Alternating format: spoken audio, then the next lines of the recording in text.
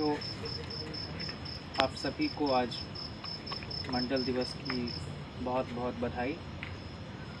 और इस देश में जो सामाजिक विषमता है, जो शैक्षणिक गैर बराबरी है, जो लंबे समय से समाज के अंदर चलता आ रहा भेदभाव है, उन सब को पाटने के लिए समय समय पर वेलफेयर स्टेट की तरफ से कुछ गंभीर कोशिशें हुई और उन्हीं प्रयासों में से एक प्रयास जो संविधान इस बात की इजाज़त देता है कि पिछड़े समाज की पसमानदगी को दूर करने के लिए एक बैकवर्ड क्लासेस कमीशन बनाया जाएगा। और जो पहला कमीशन बना 1953 में कालेलकर की अध्यक्षता में, उसने अपनी रपट सौंपी 55 में। और जैसा कि ज्ञान बता रहे थे, उसमें बहुत सारे रिकमेंडेशंस ऐसे थे जो उस वक्त की विषमता को देखते हुए अगर वो सारे रिकमेंडेशंस लागू हो जाते तो इतना लंबा फासला हम सबको नहीं तय करना होता और पहले ही उन मौलिक प्रयासों की वजह से काफ़ी हद तक इगैलिटेरियन सोसाइटी की स्थापना को बल मिलता है। दुर्भाग्य से ऐसा हुआ नहीं और रिपोर्ट को बनाने वाले ने ही आखिर में नोट लिख दिया कि इससे सामाजिक सद्भाव बिगड़ेगा।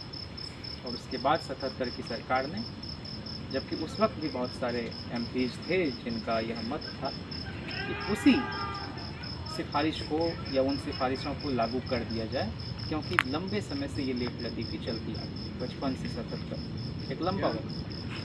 लेकिन चूँकि वह रिपोर्ट पुरानी हो गई थी, इसलिए बहुत सारे लोगों ने यह सुझाया कि नए सिरे से वो सब कुछ करना चाहिए, क्योंकि 1961 में भी जो सेंसस हुआ या होना था उसको कास्ट के आधार पर किया जाना था, ताकि ये पता चल सके कि किनकी कितनी आबादी है और तदनुरूप उनके लिए कुछ योजनाएं बनाई जा सकें ताकि उनका इम्प्रूवमेंट हो सके। लेकिन काफ़ी जद्दोजहद के बाद और विचार विमर्श के बाद ये पिछड़ा वर्ग आयोग जो 6 सदस्यीय उसका गठन उसने अपनी जो सिफारिशें सरकार के सामने सौंपी, उस पर भी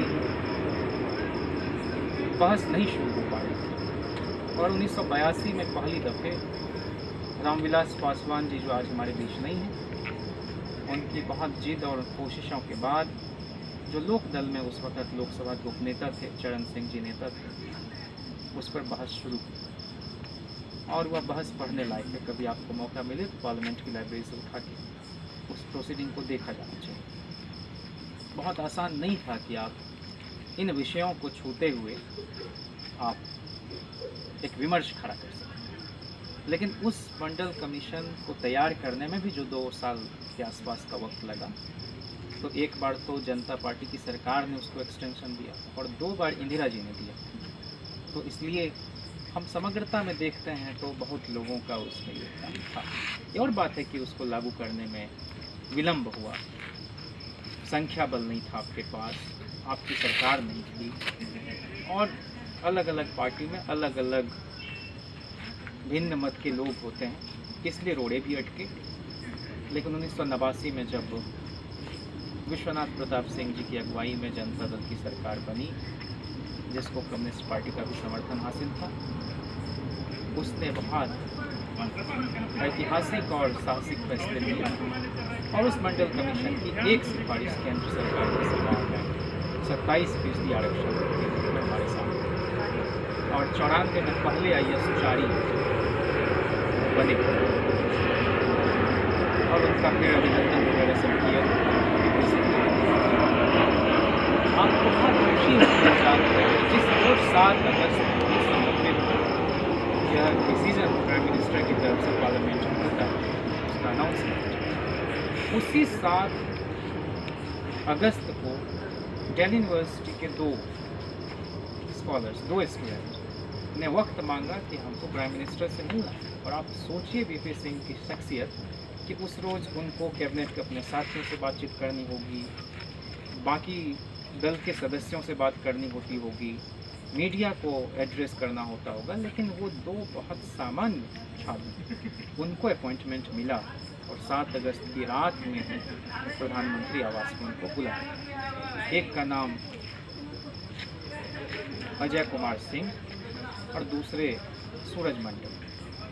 सूरज मंडल जी अभी वहाँ DU में प्रोफेसर हैं और अजय जी राष्ट्रीय जनता दल के प्रदेश महासचिव, वहीं से DU से PhD करी। और VP सिंह जी ने ये टिप्पणी की कि मुझे बहुत खुशी है कि जिस तबके के लिए मैंने यह फैसला लिया है वह तबका इतना जागरूक है इस दिल्ली में, वह इसके महत्व को समझ रहा है। लेकिन मंडल कमीशन की कई सिफारिशों में से वह एक सिफारिश थी, तकरीबन 40 सिफारिशें हैं और उसमें सिर्फ 2 रिकमेंडेशन हैं। एक UPA 1 के दौरान अर्जुन सिंह जी ने उच्च शैक्षणिक संस्थानों में पिछड़े पसमानदा तबके के लिए जो मंडल 2 लागू किए, और उसी का नतीजा है कि आज हमें से बहुत सारे वो इसको इंक्लूसिव बनाने में, इसलिए भी आज हमको उन पुरखों को याद करना चाहिए जिन्होंने सदन से लेकर सड़क तक, चाहे वो लालू प्रसाद जी हों जो सड़क पर बिहार के अंदर उस स्टूडेंट कम्युनिटी को मोबिलाइज कर रहे थे, अपने MLAs के साथ अलग अलग जगहों पर जाकर सभाएं कर रहे थे, बता रहे थे कि मंडल क्या है। वहीं पार्लियामेंट के अंदर शरद यादव, रामविलास पासवान, सुबोध कांत सहाय जी जो कायस्थ समाज से आते थे, चौधरी अजीत सिंह जी जो जाट समाज से आते थे, मधु दंडवते साहब जो ब्राह्मण समाज से आते थे। मैं इसलिए आपको यह बता रहा हूँ कि मंडल कमीशन दरअसल सिर्फ आरक्षण का मसला नहीं है। आप उसको पढ़ेंगे, 292 के आसपास पृष्ठों की वह रपट है, उसमें भूमि सुधार जैसे महत्वपूर्ण विषय थे। उसमें यह भी था कि पिछड़े समाज के लोगों को आरक्षण का पूरा फ़ायदा मिल सके, इसलिए उनके लिए विशेष कोचिंग का इंतज़ाम किया जाना चाहिए। इसमें यह भी था कि भोजन, कपड़ा, आवास, इन सब बुनियादी दिक्कतों का भी सामना नहीं करना पड़े, इसको भी एड्रेस किया जाना चाहिए। जितने शैक्षणिक, जितने व्यावसायिक, जितने वित्तीय सहायता प्राप्त निजी संस्थान, वहाँ भी आरक्षण लागू किया जाना चाहिए। पिछड़ा वर्ग विकास निगम बनाया जाना चाहिए। जैसे दलितों आदिवासियों के लिए मंत्रालय, वैसे सूबे सहित केंद्र में पिछड़े वर्गों के लिए अलग से मिनिस्ट्री का गठन होना चाहिए। लेकिन हम सब जानते हैं कि जातिवार जनगणना नहीं करना, ये 2001 में किया जाना था और 1996-97 में जो यूनाइटेड फ्रंट की सरकार बनी उसमें HD देवेगौड़ा ने कमिट किया था हाउस में, लेकिन अटल बिहारी वाजपेयी प्रधानमंत्री बने और उसको कूड़े के ढेर में फेंक दिया गया। और आज तक 1951 से लेकर 2021 आ गया, नहीं हो पाया। UPA 1 के दौरान भी कास्ट सेंसस कराने की बात की। आप देखेंगे लालू प्रसाद जी का लोकसभा में भाषण, आप देखेंगे शरद जी की तकरीर, आप देखेंगे मुलायम सिंह जी की ज़बरदस्त पहल, आप देखेंगे इन तीनों नेताओं ने बीजेपी के अंदर भी जो पिछड़े समाज के लोग थे, जैसे गोपीनाथ मुंडे जी, ऐसे बहुत सारे लोग, उन सब को इकट्ठा करके गोलबंद लामबंद करने का काम करते थे। तो जब आपको बड़े कॉज के लिए लड़ना पड़ता है तो कई तरह की अगली ईगो, कई तरह की संकीर्णताओं से परे होकर आप कम से कम सियासत में दुश्मन पालें और दुश्मन को दोस्त बनाने की कला हो जाए, तभी आप किसी इशू को आप विमर्श में तब्दील कर पाते हैं। और आज आप देखिए कि एक बयान लालू प्रसाद जी का और जातिवार जनगणना पर फिर से इस देश में एक डिबेट खड़ा हो गया। कराएगी सरकार, नहीं कराएगी, वो अलग बात है। राजनाथ सिंह जी ने 2018 में कहा था कि OBC की गणना हम कराएंगे, लेकिन ये बाहर में कहा, जिसका कोई मतलब नहीं है। कोई भी मिनिस्टर पार्लियामेंट में अगर कोई स्टेटमेंट देता है तो वो ऑफिशियल रिकॉर्ड, ऐसा हुआ नहीं। तो वो भी 19 के चुनाव के पहले एक तरह की जुमलेबाजी साबित है। और अभी जो नित्यानंद राय जी ने कहा है, दरअसल यही संघ की मानसिकता है और वो नहीं करना चाहिए, क्योंकि उसके बाद साइंटिफिकली कलेक्टेड डेटा होगा जिसमें अंडर रिप्रेजेंटेड और ओवर रिप्रेजेंटेड जो स्ट्रेटा ऑफ सोसाइटी है, अलग अलग प्रोफेशन में, उन सब के आंकड़े सामने आ जाएंगे। उस पर पॉलिटिकल रिप्रेजेंटेशन बनाना पड़ेगा। और उस वक्त तो संवैधानिक बाध्यता थी एक तरह की, कोर्ट ने अलग से उस पर अपनी एक रूलिंग दिया था, इंदिरा साहनी केस हमारे सामने है कि आप उस कैप को एक्सीड नहीं कर सकते, उसको पार नहीं कर सकते। लेकिन अब तो एक किस्म से EWS के नाम पर सवर्ण आरक्षण ला दिया है असंवैधानिक तरीके से संविधान में संशोधन करके। तो इसलिए तेजस्वी जी जो हमारे नेता प्रतिपक्ष बिहार विधानसभा के, उन्होंने कहा है कि अगर सरकार, और दो बार यह संकल्प पारित हुआ है बिहार विधानसभा में, और उसमें JDU भी, नीतीश जी भी, सारे लोगों का यह मत है कि कराया जाना चाहिए राष्ट्र संसद से, लेकिन उस पर कोई खोज खबर नहीं है। इधर फिर उन्होंने मिलकर इस बात को कहा है कि जैसे कर्नाटक की सरकार ने अपने खर्च पर उसको कराया है कंडक्ट, अगर सरकार नहीं मानती है तो हमारे पास वो भी एक ऑप्शन किया जाना चाहिए। तमिलनाडु में, उड़ीसा में, महाराष्ट्र में, उत्तर प्रदेश में और देश के कई सूबों में इसके लिए ज़बरदस्त मांग चल रही है। तो हम सब लोग इसको भी एक विमर्श के रूप में जिंदा रख सकें। एक मुलाकात होती है और वो स्वास्थ्य लाभ की जानकारी के लिए होती है लालू प्रसाद जी की, शरद जी के साथ, मुलायम सिंह जी की सेहत की खबर लेने के लिए जाते हैं और देश में हंगामा मच जाता है और हमारे वर्ग के लोगों में एक नई ऊर्जा का संचार होता है। तो हम लोग अपने पुरखों के कंट्रीब्यूशन को भी एक्नॉलेज करें, उन डिबेट्स को उठाकर पढ़ें और हम यह जानें कि मंडल कमीशन लागू होने के बाद आगजनी की खबरें, लोगों के आत्मदाह की खबरों को जिस तरह के मैग्निफिकेशन के साथ मीडिया द्वारा प्रचारित किया गया, तब एक विनोद चंद्र पांडे होते थे और वो बार बार जाके वो अधिकारी VP सिंह जी का कान में ये सब बात उनके कान में डालते थे कि भाई इसको वापस ले लेना चाहिए। उसमें भी एक गवर्नर है केरला का, आरिफ मोहम्मद खान, ये तमाम तरह के लोग, लेकिन वो वापस नहीं हुआ। और मधु दंडवते जी ने उसको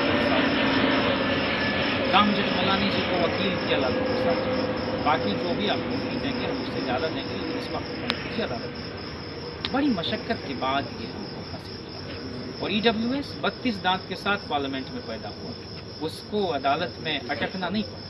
तो इसलिए हमारे लोग शासन सत्ता में रहेंगे और यही वजह है कि हमारा उच्च न्यायपालिका जो अपर जुडिशरी है उसमें all India judicial service commission के तहत नहीं होता है जजेस का अपॉइंटमेंट, इसलिए हमारे हर तरह के मामले वहाँ पर अदालत में जाकर चक्कर काटते हैं।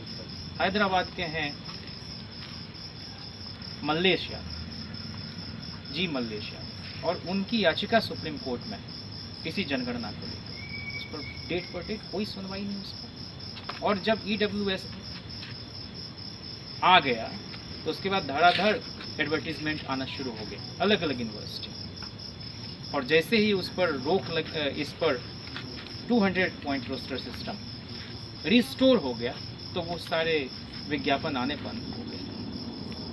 तो हम इस बात को समझें कि ये नैरेटिव बहुत गड़बड़ है कि LPG के बाद इस देश में नौकरियां नहीं बची हैं, आरक्षण की बात ही करना बेमान है। अरे भाई, आज भी रेलवे इतने लोगों को एम्प्लॉयमेंट देता है, सबसे ज़्यादा नौकरियां पब्लिक सेक्टर में, उसको बचाए जाने चाहिए।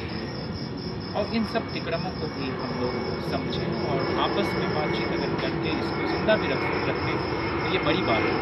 आखिर में मैं आपसे ये कहना चाहता हूँ कि अभी 342 आर्टिकल है जिसमें 342A में जो 2 क्लॉज है उसमें एक और क्लॉज जोड़ने की बात की जा रही है और उसका परिणाम, दुष्परिणाम ये होने जा रहा है कि जो स्टेट लेजिस्लेचर पार्लियामेंट के अप्रूवल के लिए भेजता था कि OBC में किस कास्ट को जोड़ा जाना है, किसको हटाया जाना है, अब इसमें पार्लियामेंट की अप्रूवल की आवश्यकता ही नहीं पड़ेगी, स्टेट गवर्नमेंट ही ये कर लेगी।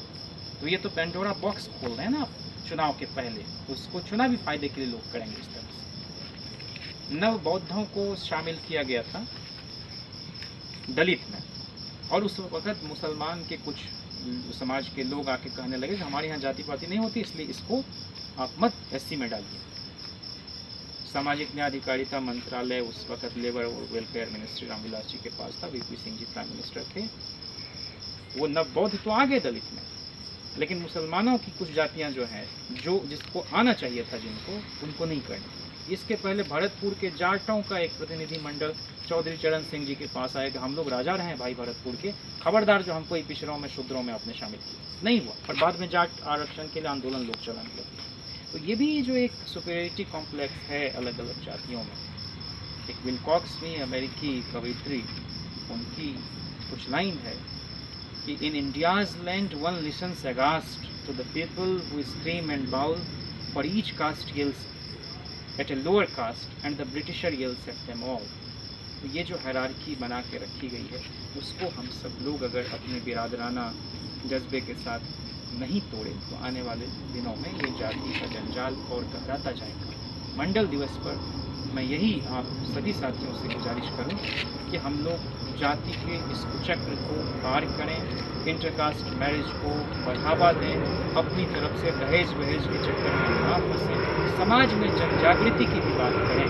जो वीपी सिंह ने कहा था, अगले 10 साल उस कौम के होते जिनको अभी तक कुछ नहीं मिला, उसके अगले 10 साल उनके होते जिनको इन 10 सालों में भी नहीं मिला, और यह चक्र चलता है।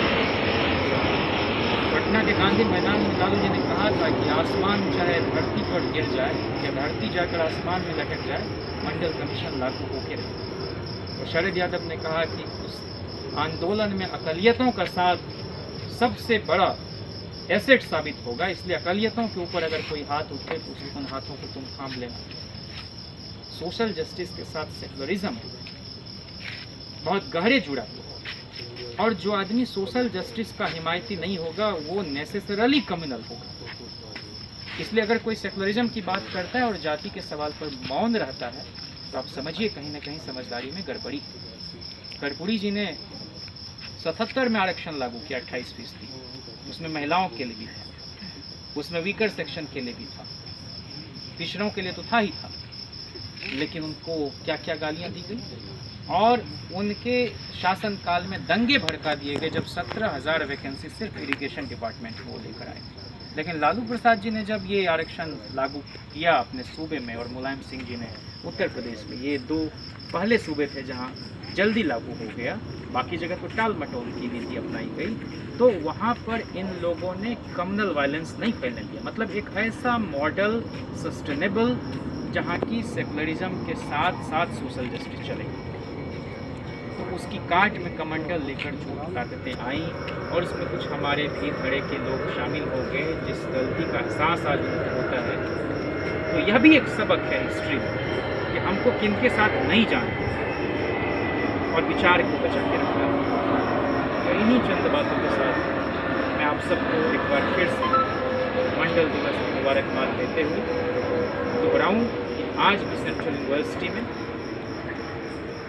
तमाम पोस्ट खाली हैं। ओबीसी के प्रोफेसर जो नगण्य थे उसमें 9 लोग आ पाए हैं बमुश्किल, और जो यूनिवर्सिटी के 496 यूनिवर्सिटी के कुलपतियों की सामाजिक पृष्ठभूमि है उसमें 48 ओबीसी और 6 दलित और आदिवासी, बाकी सारे 448 लोग, 36 ओबीसी, 6 दलित, 6 आदिवासी, ये हाल तक का डेटा 18 तक का, और बाकी सारे वो एक अपर स्ट्रेटा के लोग हैं। तो ये कब स्थिति बदलेगी? ये तब तक नहीं बदलेगी जब तक हमारे लोग शासन सत्ता में नहीं होंगे।